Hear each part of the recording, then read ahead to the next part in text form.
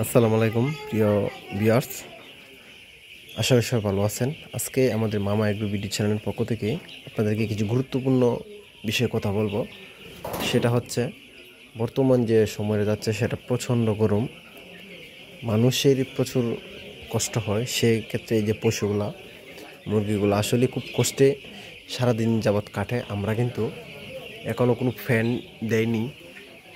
তো এখানে আপনারা অনেকেই প্রশ্ন করে থাকেন বিভিন্ন সময় যে পোলট্রি মুরগির চেয়ে কালার বাট মুরগির তুলনায় শক্তি কীরকম, কী ভালো, কীরকম সুযোগ সুবিধা সেই বিষয়টা।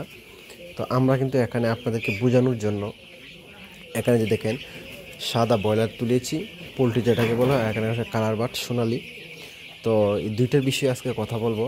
আর হচ্ছে টপিক হচ্ছে আমাদের যে কৃত্রিমভাবে যে বৃষ্টি দেওয়া হয় সেটাই বিষয় নিয়ে আজকে কথা বলবো। তো এই যে বাচ্চারা ধারণ শক্তি বেশি, যেহেতু দেখেন আমাদের ঘরে কিন্তু এখনও ফ্যান দেওয়া হয়নি, যে পরিমাণ গরম যাচ্ছে সে পরিমাণ কিন্তু টিকে থাকা সম্ভব হয় না। সেক্ষেত্রে কিন্তু আমরা ফ্যান ছাড়া বাচ্চাগুলোকে রেখে দিয়েছি। দেখেন আজকের বয়স কিন্তু এই বাচ্চাগুলার 13 দিন। আমরা কিন্তু আজকে রাত্রে থেকে আমাশার ডোজ দিব।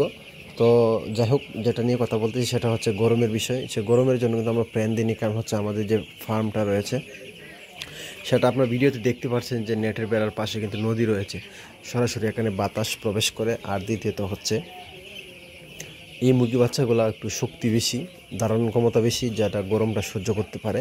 কিন্তু এর পাশাপাশি রয়েছে কিন্তু আমাদের পোলট্রি মুরগি, যেটা নিয়ে আজকে কথা বলবো। তো এই বাচ্চাগুলোর জন্য আমরা এটাই বলতে চাচ্ছি যে পোলট্রির চেয়ে বাচ্চাগুলো একটু ধারণ ক্ষমতা বেশি। আর হচ্ছে আমাদের নদীর পাড়ে যেহেতু ফার্ম, এখানে বাতাস প্রবেশ করে, সে কারণে আমাদের এই গরমের মধ্যেও ফ্যান দিতে হচ্ছে না। এখন আপনাদের সাথে কথা বলবো পোলট্রি মুরগি নিয়ে। এই যে ব্রয়লার মুরগিগুলো দেখছেন, এই ব্রয়লার মুরগিগুলো কিন্তু আমরা এই ঘরের এক পাশে রেখেছি, কারণ হচ্ছে এই ঘরটার উপরে কিছু গাছ রয়েছে, সেই গাছের ছায়ার নিচেই বাচ্চাগুলো রয়েছে। মাঝে মধ্যে কিন্তু আমরা ফ্যানের বাতাসও দিয়ে থাকি, কারণ হচ্ছে এই বাচ্চাগুলো কিন্তু খুবই একেবারে কম শক্তি, যার কারণে তাদেরকে বাতাস অবশ্যই দিতে হয়।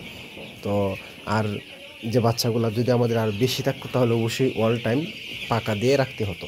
যেহেতু অল্প বাচ্চা, সেই জন্য কিন্তু আমরা জায়গাটা একটু বেশি দিয়েছি, যার কারণে প্যান লাগছে না।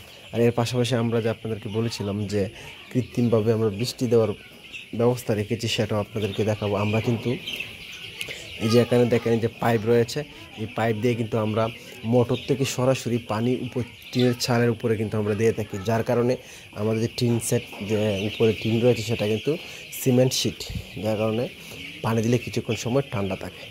আপনারা যদি চান অবশ্যই সিমেন্টের টিনের উপরে আপনারা অথবা স্টিলের টিনের উপরেও কিন্তু আপনারা পানি দিতে পারেন, যার কারণে ঘরটা একটু ঠান্ডা থাকবে।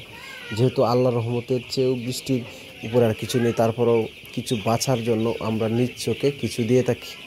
তো আজকের মতো এখানেই ভিডিওটি শেষ করলাম। সবাই ভালো থাকবেন, সুস্থ থাকবেন, আল্লাহ হাফেজ। দেখা হবে অন্য কোনো ভিডিওতে।